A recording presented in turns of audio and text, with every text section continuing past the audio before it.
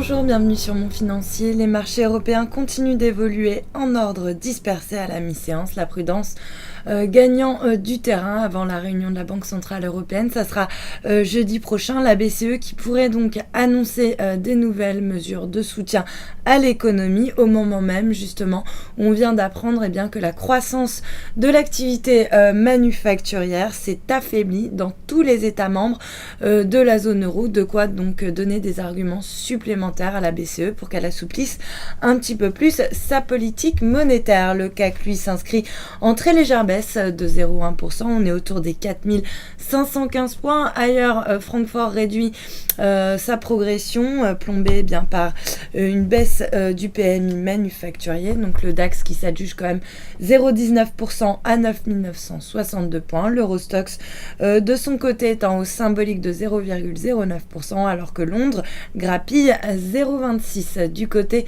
des valeurs maintenant, BNP Paribas reste plombé par la note de Goldman Sachs qui est passée à neutre sur le dossier. Goldman qui estime que l'amende éventuelle aux États-Unis qui pourrait atteindre plus de 10 milliards de dollars devrait peser sur les perspectives de rendement des fonds propres de BNP Paribas. Lanterne rouge du CAC.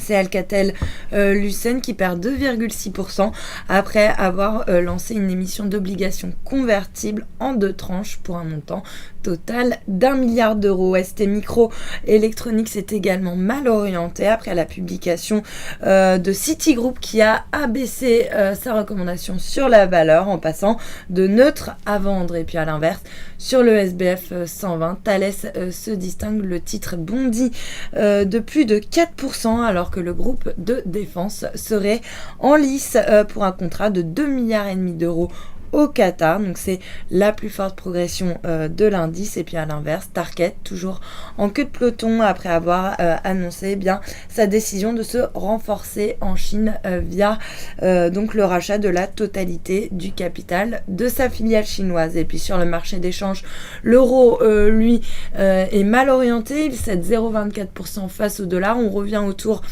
du seuil des 1,36, un euro qui est pénalisé donc par le ralentissement de la croissance en Europe. En revanche, il reste stable face au yen autour des 138,80 yens. Et puis à noter que le billet vert, lui, grappille 0,25% face à la devise japonaise autour des 102,05 yens. Et puis pour terminer, l'once d'or qui continue d'osciller autour de l'équilibre à 1244 dollars l'once. Voilà pour la mi-séance. Restez avec nous, à très bientôt.